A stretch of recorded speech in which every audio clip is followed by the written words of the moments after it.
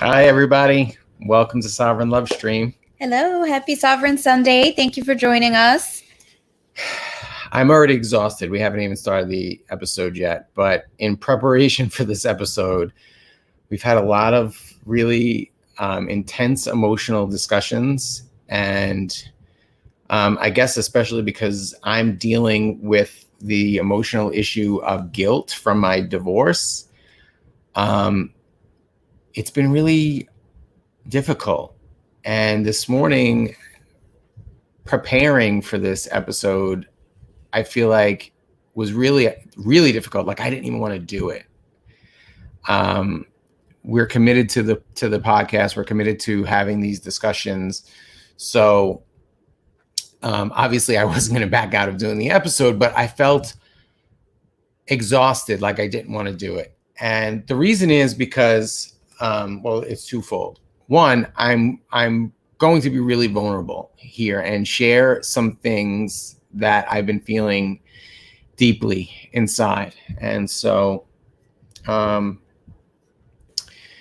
that's hard. It's hard to do, especially over the internet, because I feel like we're really insensitive over the internet. And I actually want to talk a little bit about that first. And I may go into a little bit of a rant, and I apologize in advance for that. But I feel like I have to get this off my chest before I can kind of flow into the topic today. So I get that I have a lot of opinions that can seem controversial, right? I'm routinely called a conspiracy theorist. I know a lot of you probably are also experiencing that as well. Right-wingers call me a leftist, and left-wingers call me a right-winger. You can't please everybody, and I can't seem to please anybody. And I think to a certain degree, some of that is my fault. Like a lot of times I want to play the devil's advocate and kind of give the opposing view.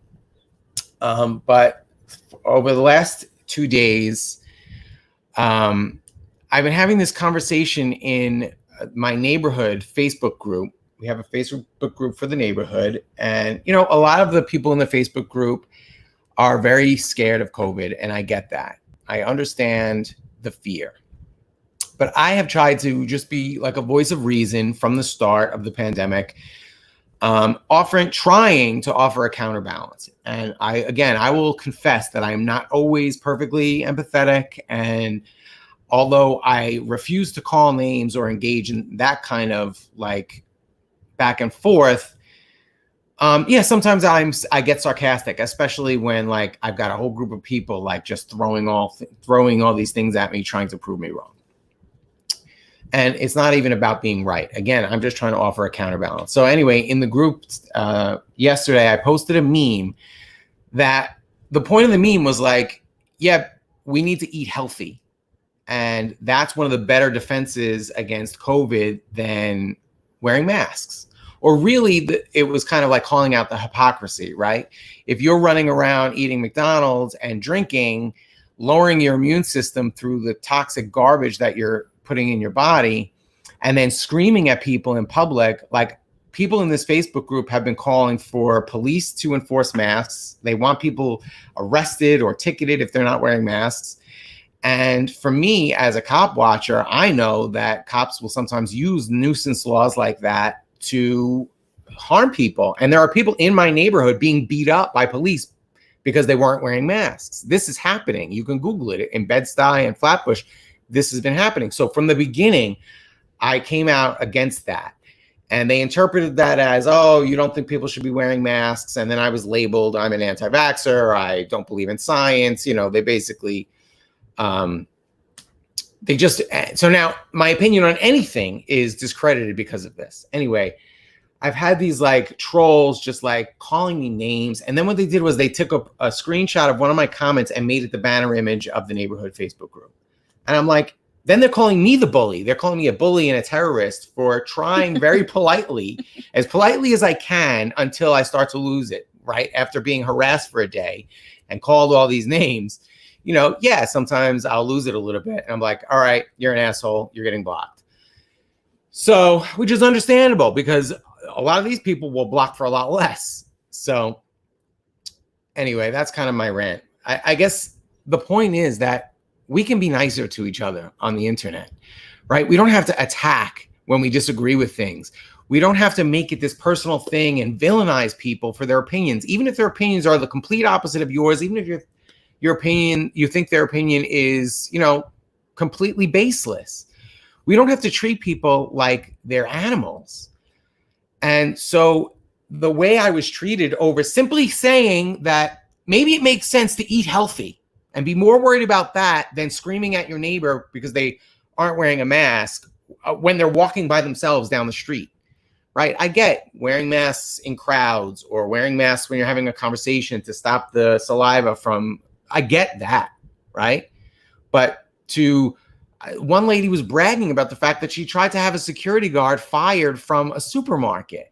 Like, this is a minimum wage employee, and she wants to strip him of his income because he's not wearing a mask and she thinks he should. That's what I'm like trying to counterbalance. And I'm trying to be as polite as possible because I already know my opinion is going to be controversial. So I have to be perfect in my communication or else it's just completely dismissed.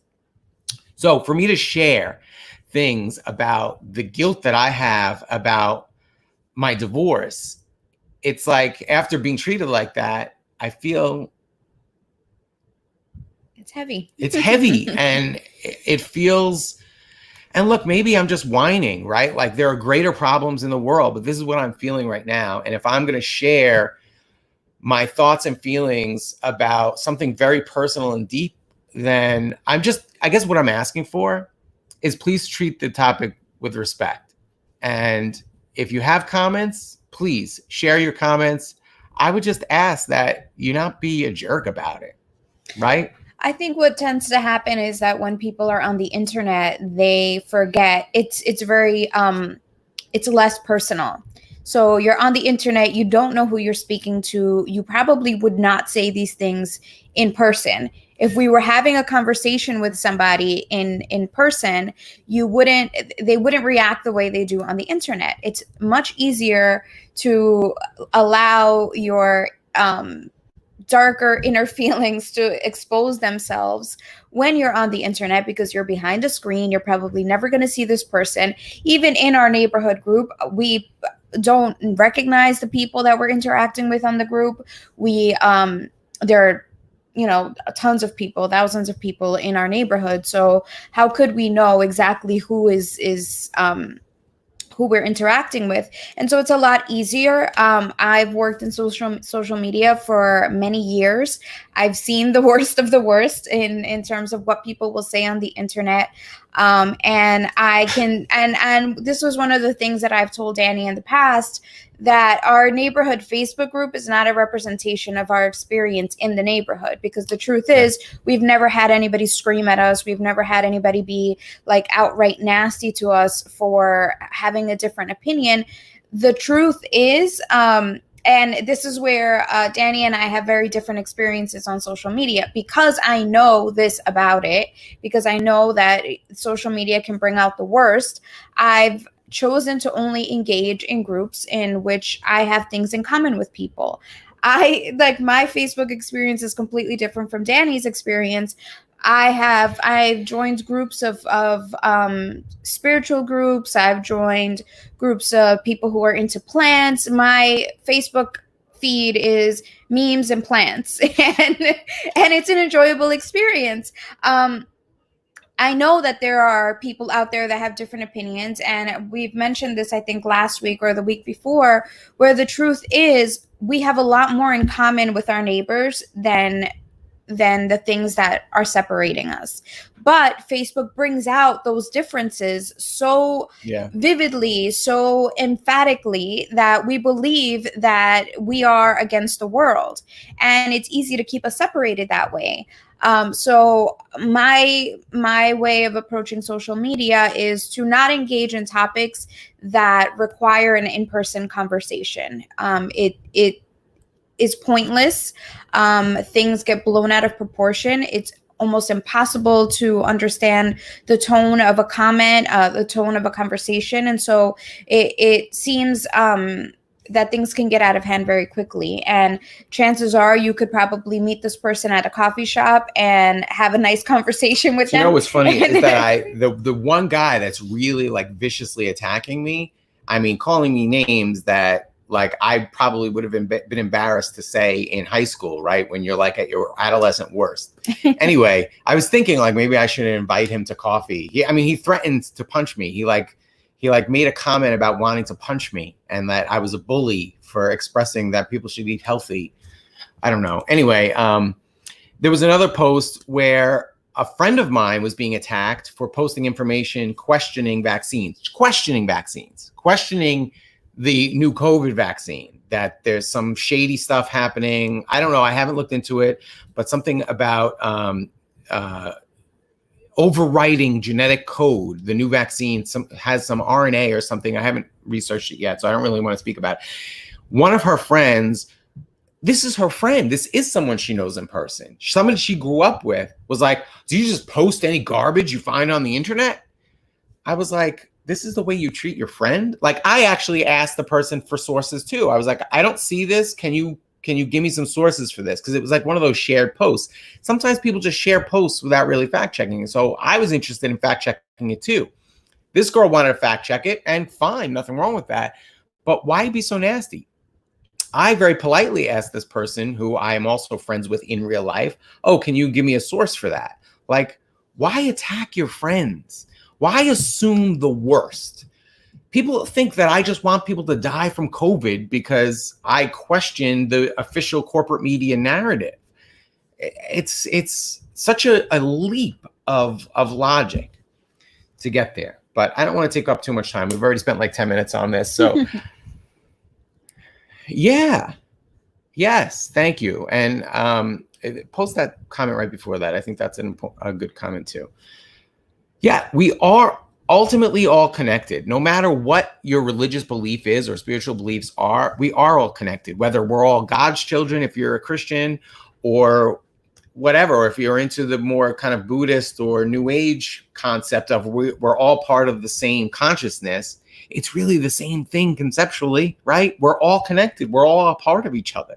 Why are we attacking each other over this stuff?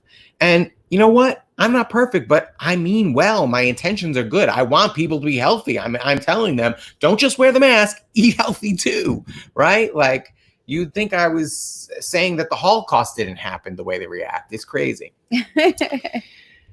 Anyway, so the topic. So that brings us into this week's topic, which is guilt, carrying guilt, and how different forms of guilt can become barriers within a romantic relationship. But honestly, I think it's a barrier in any relationship.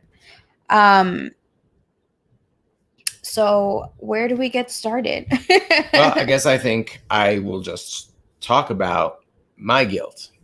So I grew up a born-again Christian.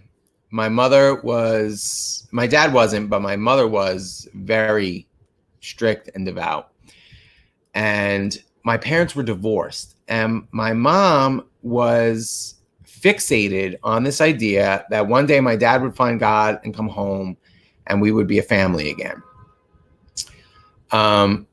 She always said, God hates divorce, God hates divorce, God hates divorce. So I was married for, I don't even remember how long. I was with her for probably a total of almost 20 years.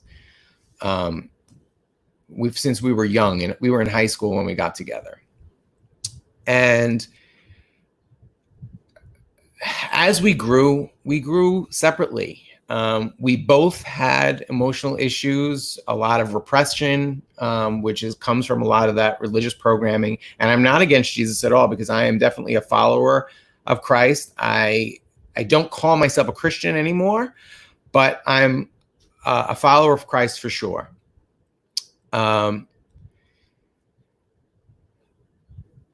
So we both had issues that we just couldn't work them out. You know, life sometimes is not perfect, and there were things we couldn't get over, and so ultimately we ended up getting divorced. But I always kind of have, and my mother passed away 10 years ago before the divorce. So, as a matter of fact, my mother's death played a role in me, like, coming to realize, like, I can't continue to waste time in this relationship that it doesn't seem to be healing. It doesn't seem to be getting any better if we're not willing to put in the work to do it. And I think that's one of the things that I have guilt about, that I've had to really release. Right? I certainly didn't put in all the work to that relationship that I could have. Right? But the other partner also has to be willing to do that work. And, not to judge her for not, I wasn't ready to do the work. She wasn't ready to do the work. It just didn't happen. I don't want anybody to think I'm blaming her, because I'm not. We both have childhood wounds that we need to heal from, that I'm on this show every week talking about how I am trying very hard to heal from these wounds. And so I'm not casting any blame on her. It's just, this is the way it ended up, right? We got a divorce. Well, in the back of my mind is my mom's voice. God hates divorce. God hates divorce. And so I felt guilty about the fact that I didn't do everything I possibly could to make it work, or I didn't just suffer through it for the sake of my son, right? Like staying together so that for the sake of the kids. Those are things that I've had to deal with. And Vanessa has really helped me to be able to see those things, right? Like for Xander to grow up in a loveless marriage where we just stayed together for the sake of the optics, right? For the sake of the contract, or the just for like appearances, basically, right? Like we were basically just friends or roommates. We didn't have a bad relationship where we hated each other, we were fighting. It just was more of a friendship than anything else. And so I feel like it was right it would be better for Xander to have a loving relationship, a close, intimate, vulnerable relationship. For him to see that, I think, is better for his development than just living in that nuclear family of his biological parents, right? That's at least our point of view on this. And obviously to the point where we've made a conscious effort to have a close relationship with the three of us as parents. Not just that Danny and I are together as a couple and that's what Xander gets to see. We are very conscious to be very grateful and considerate of his mother. We're conscious of him seeing the gratitude that his dad has for his mother, that friendship, that relationship that's still there. The fact that despite the fact that the marriage doesn't work out, they can still have a friendship, they can still co-parent peacefully, they can still we all have a pretty nice relationship, I think, where we've been able to have dinner together. We've spent some holidays on certain occasions together. And so it's been something that allows for him to see a greater family, as opposed to perhaps being in a household where his parents aren't really as close as as he gets to see now, right? I mean, I think your relationship has actually improved with your ex-wife since the divorce as well, and so there's more of something else modeled now that is probably healthier for him to see. Yeah, and part of the way we healed that and we're able to get past the kind of initial awkwardness of getting divorced and then me having a new girlfriend, being in a new relationship. And I think Xander was definitely integral to that, right? I mean, I guess obviously, because most likely if I didn't have Xander, we wouldn't still be in each other's lives. But because we are in each other's lives, and we have all made an effort in Xander's best interest, you guys have become friends, and you guys text each other more than I even text her. I mean, so that's great. And the way we got to that point was being vulnerable. I share things with my ex-wife, feelings that I had about our marriage, things about how I felt I was treated, that I was hurt by. I apologize for a lot of things that I did to hurt her. you know. I mean, in many ways, we've included her in the healing process, and that has been, you know, whether or not she, you know, it's not like she's in all of our conversations, but as we've worked through things, we've both been able to communicate with her about things that we're healing and how she plays a role into that. And I mean, I think that that's beneficial to her as well. I think it's helpful in some ways. I don't know how much of that is like part of her reality or a major part of her healing, but it definitely creates a situation, a relationship between all of us where we are all vulnerable with each other. We're able to talk things out, and once we kind of explored that vulnerability, that made our relationship a lot closer, I think, for the three of us. Yeah. So, you know, I forgot. I wanted to cue up the clip from The Office.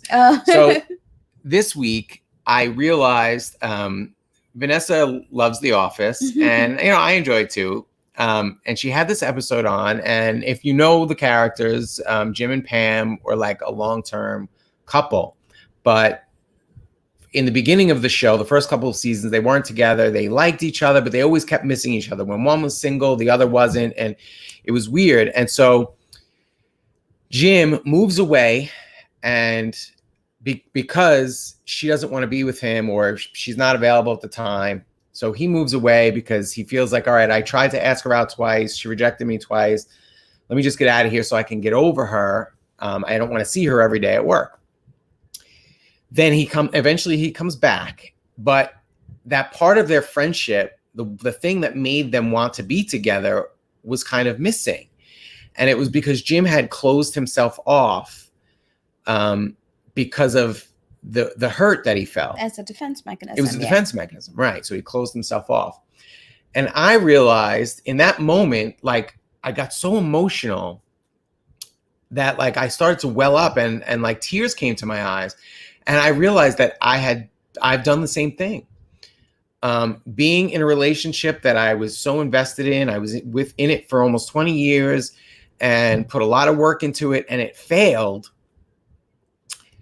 I realized that there are still, even now, even after all the work we've been doing, and a lot of it we've bared on this show, and we do that because we hope that it resonates with somebody else, that if our stories touch you and you can get something, anything from it, then great. And maybe we're just, you know, talking, but either way, it's therapy for us. We hope it's therapy for you. Even with all the work that I've been doing on this front, I realized, yeah, I still have blockages. And those blockages, those defense mechanisms, keep me from being completely vulnerable with Vanessa.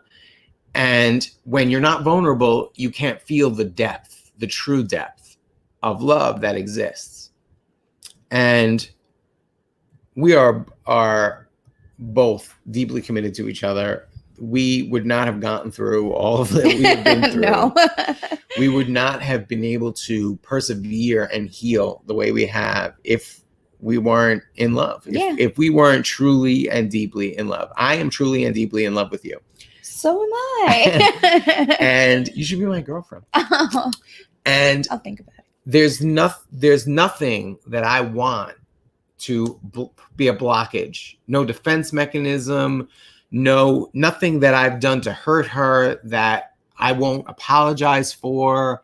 Like, I don't want there to be anything separating us. I just want us to become one person, right? Yeah. I mean, that's what the Bible says. That the Bible talks about when people get married, they become one. The two become one. Mm-hmm. And I don't think it's about getting a marriage license from the state saying you're married now, or even having a ritual with a priest saying you're married.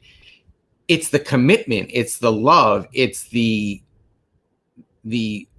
being willing to bare yourself completely and make yourself so vulnerable to somebody that, you know what, they could, if they wanted to, turn around and hurt you.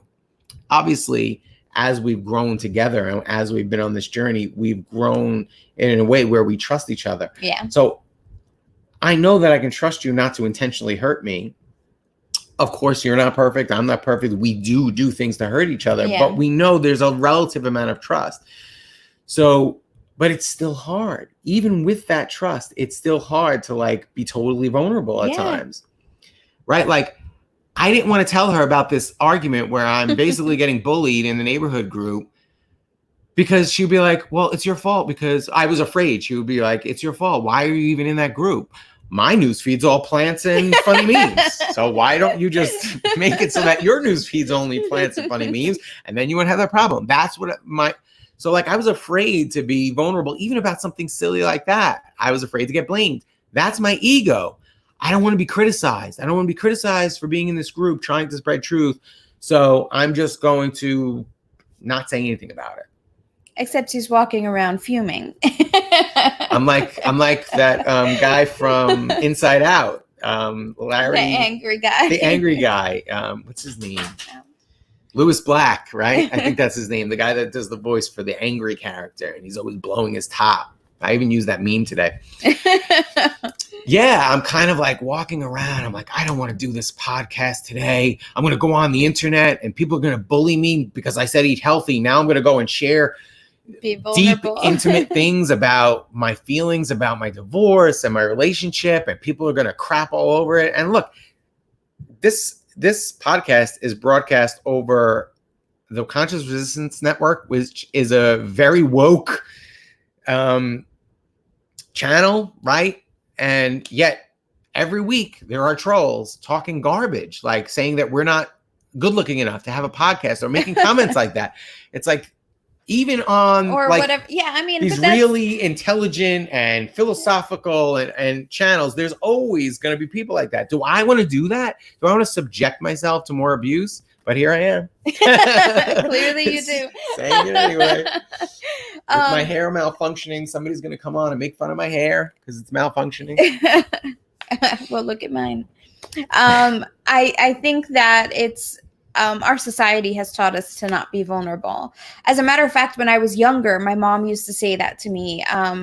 Like, I guess I was in my teens or something, and I had just started dating or something, and she was like, you know, don't ever let a man see you cry, like basically saying don't be vulnerable. And it was like, you know, he'll have control over you. He'll know that he can do whatever he wants because you're in love, and you'll be hurt by any little thing. And for a really long time, I was very closed off. I was not vulnerable in the beginning of our relationship. Danny was always like, you never tell me what you feel. You never express yourself.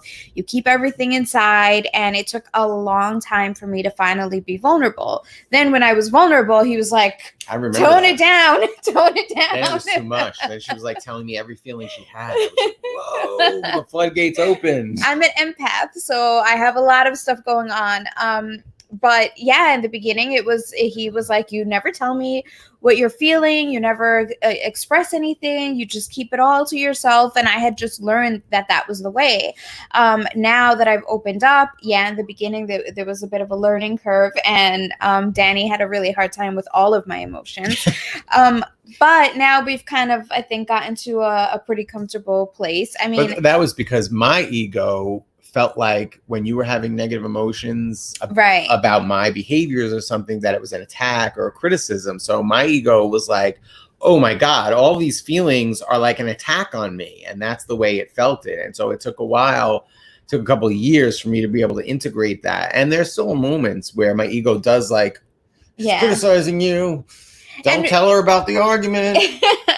And we've had conversations where, it's taken a really long time, but Danny has gotten to a place where we can have conversations, and he has certain feelings where he'll say, oh, my ego is telling me this. My ego is making me think that this is what's happening. And we can, the fact that he can identify that is a huge step, because now you recognize it's not really what I feel. It's this voice in my head telling me that you're criticizing me. Defend yourself. That I need to defend myself. We were talking last week. We did the episode on relics from our exes, and we were having a conversation about our exes, and Danny was telling me a story, and he was like, my ego was kind of telling me like, oh my God, she's going to find out. She's going to find out. And he's like, but I'm telling her, like, there's nothing for her to find out because she knows everything. It's safe. I had this feeling of like, oh my God, I'm going to get caught. I'm going to get caught. But I was telling her the feeling I was having. There was nothing to get caught about. It was the strangest thing. But it was so obvious. I was able to see it. I was like, oh my God, yeah, that's my ego right now. It feels like it's being attacked. It's being reminded of times in the past when I was hiding things. Yeah. Right? Like I was hiding things that I didn't want her to know because I didn't want her to criticize me. And that's the way my ego thought that's what was happening again. And I was like, no, it's okay, buddy. You're good. We're being vulnerable. We're being open. We're having a conversation. Nobody's criticizing you. It's all right, you know? And I think, you know, that's a huge part of it is doing that internal work. We've talked a lot about that kind of internal work. The interesting experience that I had after seeing that episode of The Office, having that feeling and realizing it, I also connected the dots to a couple of other events in my life where I felt rejected, right? My ego felt rejected by my first wife because I felt like she wasn't doing everything she could to make our marriage better. Ultimately, the core feeling was rejection. I'm not worthy to have that effort put in, right? My mom, when I first started dating my ex-wife, my mom idolized this girl and was like, she's the one, God chose her for you. She's perfect. And you need to be as good of a Christian as she is. You need to be as holy as she is so that you can be worthy of her. And my mom drilled that into my head. So, okay, now that's another rejection. I mean, we're working backwards, but in 5th grade, I had a teacher, and look, I'm a sociable guy. I talk a lot, and I don't know, how old are you in 5th grade? 10 years old, 11 years old? Yeah. I like to talk in class. I had a big mouth, I admit it, but this teacher was so nasty to me about it, and she ended up giving me my own seat in the back of the class, away from everybody else, but next to the slop sink in the rear. So I was like basically ostracized. As a 10-year-old, 11-year-old kid, whatever I was, that was pretty traumatic. And to this day, like, I still remember, she gave me a compliment one time. I was doing this sculpture with clay, and I wet my fingers to smooth the clay. And she was like, that's the smartest thing I've ever seen you do. And I'm like, what a compliment. Thanks. That's the smartest thing I was in the gifted class. I was in the honors class. I mean, that's the smartest thing you've ever seen me do. But so I realized there was this kind of string of rejection. And I also realized that maybe it was just my perspective, or just the perspective of my ego, right? If my ego is interpreting Vanessa telling me she was hurt by something as an attack on me, maybe my ego was interpreting things my mom said, things this teacher said, not really in the way that they meant it. So maybe it's not as bad as I think it was. So I was in that kind of like state early in the morning when you're first waking up, but you're not quite awake and you're really not asleep anymore, where I started to kind of go through these memories. Now, before we talk about that, though, we watched Eternal Sunshine of the Spotless Mind. Yes, right. We were watching Eternal Sunshine the night before. Great movie, and really deeply delves into this topic. So what they do in the movie is, if you haven't seen it, they break up, this couple breaks up, and they go for this medical procedure to erase the memories of each other from their brain, so they don't miss them anymore. They don't feel the pain of that relationship anymore. And what happens is, as he's going through the procedure, he's in his head and they're deleting memories, and he's inside the memory, and like the memory will start to degrade around him. So now he's like in some of the happy memories with her, and he's like, oh, I don't want to lose this memory. So he's like, they're running through their memories. It's very like stream of consciousness and surreal, trying to escape the deletion. Trying to hide the memories in other areas where they wouldn't be found. Right. And so what ends up happening is that they're like, well, what if we try to change the memory so that like to fix, so they're going through these memories and realizing mistakes they made in their relationship and how it could have been better had they not made those mistakes. So like, what if we try to redo it now within the context of the memory? And I was like, oh, yeah. Okay. So while I was in that kind of waking dream state, I started to go through these memories, and I imagined the teacher saying maybe the same words, but I changed the tone of her voice to a sarcastic, oh, that's the smartest thing I've ever seen you do, to, oh my God, that's the smartest thing I've ever seen you do. That's a great technique. I just kind of tried to change the memory so that I could let go of the feeling of rejection and anger and unforgiveness that I held toward that teacher. I even thought about like reaching out, seeing if I could find her on Facebook. She's got to be like in her mid 80s by now. I mean, I don't know, but then I thought maybe I don't need to do that. I don't need to reach out. I'm not going to be able to reach out to every person that's ever hurt me, but I can try to change the context of these memories so that I can let go and just forgive, right? Even if she was being absolutely nasty and I'm just kind of deluding myself, you could say, right? Like, oh, whatever.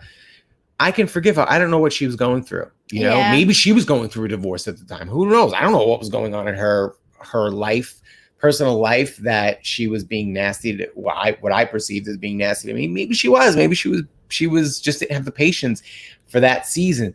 I assume she was a terrible teacher. Maybe she wasn't. Maybe it was just like for a few months she was going through something. Maybe she was, you know, ill or something, had some kind of serious health issue she was dealing with. Who knows?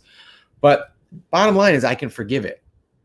I can forgive it and I can let it go. I can no longer hold on to those feelings I can choose not to hold on to those feelings of rejection and make it a part of my story that I'm less worthy because I was rejected by my fifth grade teacher. I'm less worthy because my mother thought my ex-wife was a better person than I am. I'm less worthy because of whatever those memories of rejection are. I can let it go. I can forgive them.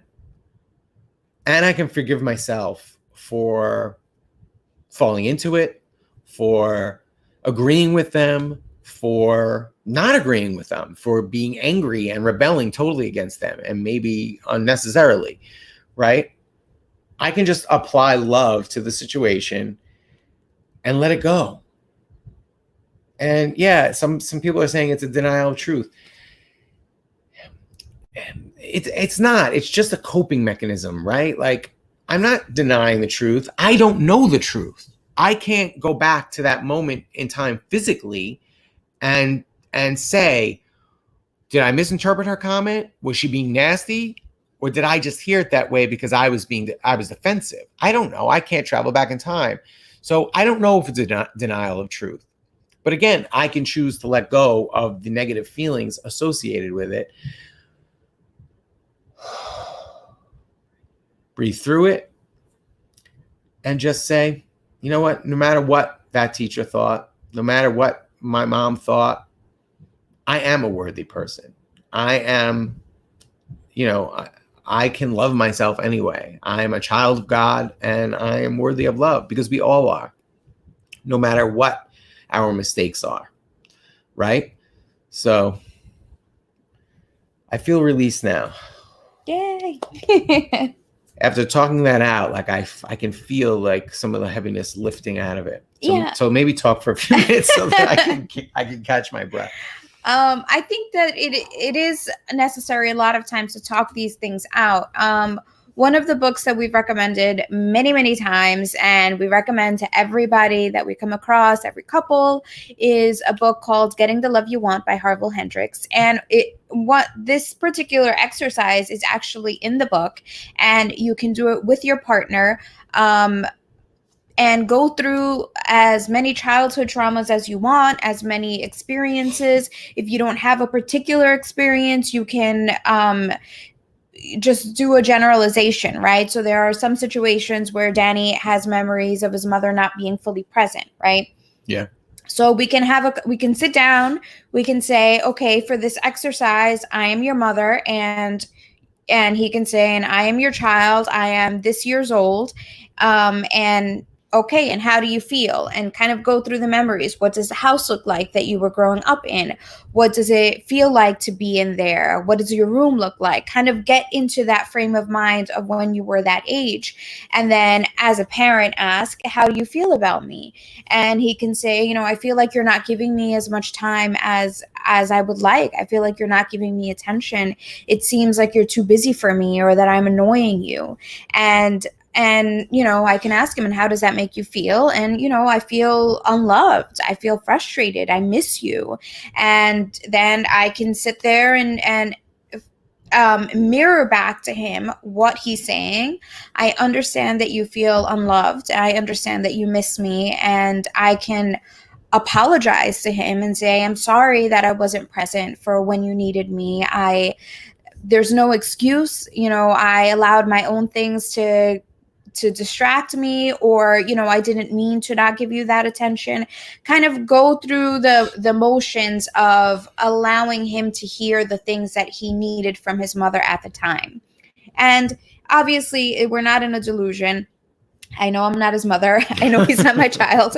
But it is a healing moment. It's a therapeutic way to heal those childhood traumas, and to also recognize as a partner, okay, these are things that hurt him as a child. And perhaps there are moments when I'm dismissive and that might be triggering for him.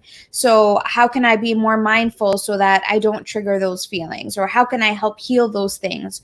So, you know, we gave this example in another episode where I like my alone time. I love to go just sit off by myself, maybe eat, sometimes watch TV, sometimes I'm drawing, sometimes I'm, you know, reading, whatever it is.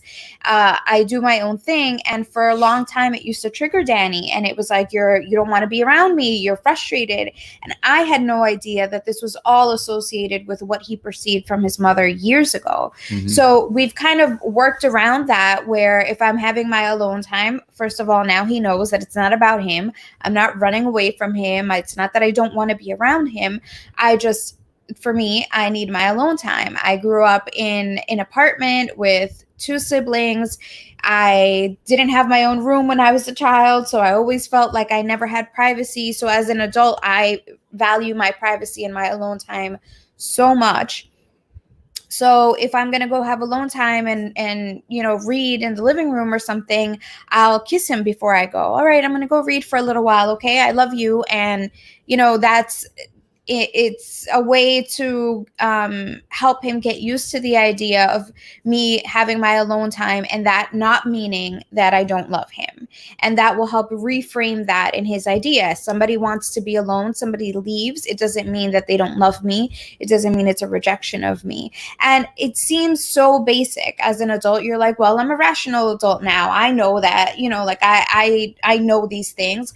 But when you really think about it, a lot of times we have reactions that are not rational, and we may not fully even understand why we have those reactions, why we're so triggered by certain things. You know, there's a reason why Danny gets triggered when people in our Facebook group are nasty to him, because he experienced bullying as a child. So that feels a lot worse to him. You know, for me, I can see those comments on Facebook, and I'm like, Facebook, you know, social media is like brings out the worst in people. I know not to take that personally, but I didn't experience the bullying to the degree that Danny did. And so that doesn't trigger me as much as it triggers him. And, you know, there are things in my life that trigger me that Danny's like, why are you so like hyped up about something? I mean, sometimes he'll make a comment, and if I feel like he's saying I didn't do a good enough job or I didn't try hard enough, it triggers wounds from my own childhood, because my parents were very strict and very hard on me, and very like, you have to do the best that you can. If you get a 99 on a test, why didn't you study hard enough to get 100? If you got 100 on a test, why didn't you get the extra credit too? You obviously didn't study hard enough. And so it created this idea that it was never good enough. So sometimes Danny will say something and it's just like a simple, you know, whatever comment, and I take that to mean as like, oh, he thinks I'm not doing good enough. And I get really irritated, and I'm like, you know, why do you have to say that to me? And he's like, what did I say? But these are just things that if you're not paying attention to, you will be just repeating these traumas over and over and over again, getting triggered by it, fighting over things that have absolutely nothing to do with what's actually happening in the moment. Yeah. And I think that's kind of the idea of the shadow work, right? Paying attention to what your subconscious mind is saying in the background while you're having an experience. So we're having an experience, she makes a comment, and in the back of my mind, my subconscious mind is saying, she's attacking, defend yourself. And I get riled up. I don't even know why. Like, unless I'm paying close attention to that like small voice, that subconscious voice, I start to get riled up. What are you saying? You're attacking me? Why are you attacking me? Right? And we could just easily devolve into an argument. So one of the things that I wanted to kind of get back to the guilt aspect of, because one of the other tools to help overcome that is letting go of expectation, or letting go of attachments, really. I had an attachment to this idea of like this kind of romantic idea, right? Like that you fall in love with your childhood sweetheart and you live together happily ever after and everything's perfect and you work out all your problems. And when that didn't happen, I felt like I failed, right? Or at least we failed, but like I failed. And it's that guilt of like, the other thing that I didn't mention was that my ex-in-laws never approved of our relationship. My ex kept me a secret from them for many years. We dated in secret. And it wasn't until we were like, are we going to get married? Like, what's going to happen? At some point, we have to like come out to your parents. And like, we were in our 20s when that happened. And so that, again, being kept almost like a mistress made me feel unworthy. So that's kind of, in some ways, I was being gaslit. Like, I felt unworthy. My mother was telling me I wasn't worthy of her. Her parents were telling me I wasn't worthy of her. Like, I don't know if she ever really said that or embodied it. I know that she loved me, but there were certain attitudes about things that I needed to change. It always seemed like I was the one that needed to change so that the relationship issues would be solved. Like, that's the way it came across to me. Again, that's my perspective, and that perspective could be totally off. I was off about the perspective of my mom, so I don't know. But that's the way it felt to me. So I had to let go of the attachment to that, right? Like, now we're not married yet, or we're not married legally, but we've been together for over 7 years, where we would be common law married almost. Yeah. So I consider Vanessa my wife, my partner, if we need to define it like that. So I let go of that. I think now this week I kind of realized maybe I need to dig a little deeper and let go of it on a little bit of a deeper level. Yeah, there are definitely layers to these traumas or these ideas that we have kind of made our own, right? This idea that you fall in love, you get married, and you stay together forever, no matter what, everything always works out. But there's this idea that, if in your case you're saying, well, I didn't do enough to make it work. And what if you had done enough? What if you had done more? What if your wife had not done more? Or what if you did all your shadow work or uncovering these childhood traumas and that still didn't make the relationship work? There are so many what ifs. It's impossible to know. There are so many possibilities out there. And I think it is important to let go of those attachments, because those attachments don't allow you to live in the present. Right. We've had this conversation where Danny and I are like, Danny's like, well, if I had done all this work earlier, you and I could have met and come together and we wouldn't have had to do all of this work together.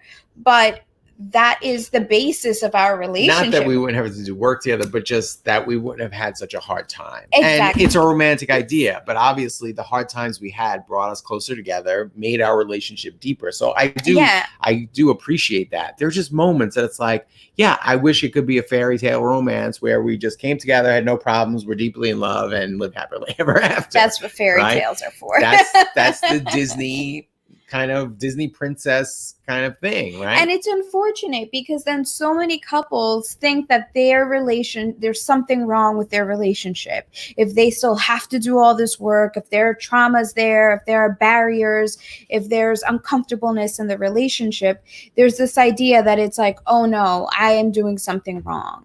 People are embarrassed to talk about their problems. You know, a lot of couples are afraid to talk about them having problems or even go to therapy together. Exactly. Like, oh, I'm not going to therapy. There's nothing wrong with me. Therapy is so scary for people. It's like, oh my God, if we're going to therapy, then that means our relationship's basically over. And that's not the case at all. We've gone to therapy together. We've done many different types of healing together. We continue to do the healing together. Danny and I laugh because many years ago, in the beginning of our relationship, we used to talk about how we were going to write a book called Argue Naked. And it's already copywritten, so don't try and steal it. The idea was, at the time we just used to say it's really hard to argue when you're naked, right? Like if you're in bed together completely naked, how, it's hard. It's a lot harder to argue. It wasn't just argue naked. You had to be holding each other. Yeah, you had to be like cuddling. Get naked and cuddle and then try to argue. And it's impossible. And so we take showers together almost every day, and it's really like a vulnerable place, right? To be completely naked with your partner, and how can you argue? We've had we've argued in the shower. Even in the shower. We get a lot of our discussions out in the shower. It really is like a therapy time together that because there are it's no only distractions. 10-15 minutes, but there's no distractions. Yeah. We're just talking very vulnerably. That we should put that on the tool list. Forgive yourself, let go of attachments, and take showers together. Yeah. I think it's so helpful. And the fact that we get to do this work together is makes our relationship a lot stronger. We recently had there was an argument in my family, and Danny had this moment of being like, oh no, the family's gonna like break apart. And I was like, it's fine if it breaks apart. Let it break apart. Let the dynamic of the relationship completely fall apart, and we get to build it together again. It's okay to have problems. It's okay to have arguments. It's okay to have fights. We've had our fair share of arguments and fights, but what wound up happening through a lot of those arguments, a lot of those fights, those discussions, those like breaking apart, is that we did break apart all of these expectations, all of these old agreements and patterns that we had, old ideas that we had of what a relationship should be like. That all completely broke apart, crumbled into pieces. I mean, we went through the worst of the worst. We broke our relationship down pretty much to ashes. And then we've been slowly rebuilding it back up again. And we get to rebuild it our way, in a way that works for us, in a way that fits the dynamic that we have. Our way is not going to be everybody else's way. And that's totally fine, because we're unlearning a lot of the stuff that we've learned over the years. We've learned so many things that are not, helpful to living our best lives. And right now we're in a place where we're happy. We get to, we do artwork together. We plan trips together. We are doing a podcast together. We're doing so many things that I would have never imagined if I were thinking of my fairy tale Disney relationship. We're about to start producing a TV show together. I mean... Well, we're not going to talk about that yet. We're not going to be on camera, so don't worry for those of you who don't think we're good looking. We're going to be behind the scenes. We're going to be behind the scenes, but it's exciting because once you let go of all of those expectations, of all of those ideals, of all of the things that a marriage is supposed to be, you get to experience freedom and endless there are so many possibilities. Our life can take us anywhere at this point because we're not attached to what this relationship is supposed to look like. Yeah. Now we're just free, and that's what sovereign love is. Right, because that's what society says, right? Like, what is a relationship supposed to look like? You're supposed to get married, you're supposed to have 2 kids, 2 cars, 2 jobs, go on vacations once a year. Like, that's what society says. You should be financially stable. Who made that up? Who decided that? Who decided that we can't live in a tiny home made out of a dumpster if we want to? Like, yeah. Who says we can't live in the Amazon? Who says we can't do whatever we want? That's freedom. When you're free to be able to do anything, right? Instead of feeling like, oh, well, I have to go to work every day and come home from work and you make dinner and we eat dinner and we talk a little bit and we then go to bed and wake up and do it all over again. And I think it's really fascinating, right? This idea that we have, society has created this model for what a relationship is supposed to look like. And it fails so many times. You know what else society says? That the new wife is not supposed to be friends with the old wife. Exactly. That there's supposed to be tension there. And you know what? We broke that paradigm too. Yeah. And that you're not friends with your ex, and it's hard to co-parent, and it's fighting, and it's constant aggravation, and that's not the case with us. So I welcome all of the struggles we've had to go through, because we've gotten to a place where we're free of all of these expectations, all of these structures. That's hilarious. I know it can be a problem. I'm that way too. Kissing is my love language. So yeah, I get that. Yeah, I mean, it's whatever works, right? If your husband doesn't need you to kiss him before you go have your alone time, then that's not necessary. Oh, good. We're glad, Marina. Thank you. All right. We're glad that we touched somebody at least. No, we had a couple of good comments. So we appreciate that. I feel a lot better. I don't feel exhausted and heavy like I did at the beginning of the show. So thank you all for being part of my therapy session, because that's kind of what I said to her before we went on. She was like, well, what are we going to talk about? This is a little bit, messy. We usually have an outline. I just scribbled some notes right before we came on the air, but I was like, honestly, I just feel like I have to get this stuff off my chest, and we just kind of will intuitively work through it. And you guys can kind of see the process live in action. I mean, I think that it helps to have community, to have groups of friends that we can have these conversations with. My best friend is coming into town tomorrow, and we get to do a lot of work when she's around. She's like our boot camp instructor, but we get to be super vulnerable with her, and it's always helpful to have like an outside set of eyes that can say, all right, I see where you are misinterpreting this, or I see where you might be like misunderstanding the situation, and let's like be objective about it and figure it out. So it's always great to have community. We're so grateful that you guys join us, share your comments, and we always welcome your comments, your tips, your ideas, your questions. We really, really appreciate it. We are excited to be able to share our process as we, liberate ourselves from all of the things that keep us in these thought prisons, if like that's really what it is. And the whole concept of this sovereign love stream is to help others also recognize where you're trapped. A lot of us are trapped on a daily basis, and we want to liberate ourselves. We want freedom from the government, but a lot of times the most oppressive person in your life is yourself. And so we're happy to share some of the tools that have helped us liberate ourselves. Yeah, absolutely. Woo!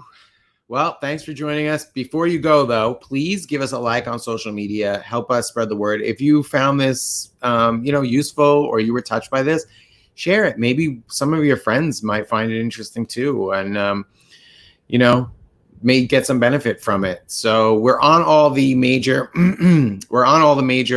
social media sites like Facebook and Instagram, Twitter, YouTube, of course. A lot of you are probably watching this on YouTube. But I also like to talk about Minds.com and Float app. Right now on the big social media sites like Facebook and YouTube, they are openly saying they're going to censor certain content, like especially with what they consider to be anti-vaxxer content. They were censoring posts about vitamin C helping COVID. So Minds.com and Float app are two social media networks that do not censor, and they do not sell your information especially to government the way Facebook does. So check them out. We're on there. Like us, give us a follow. Would appreciate that. And again, if you feel like you got any value out of this show, it'd be great if you could share it. Thanks so much for joining us. We love you and appreciate you. Thank you. Have a happy Sunday. Happy Sunday.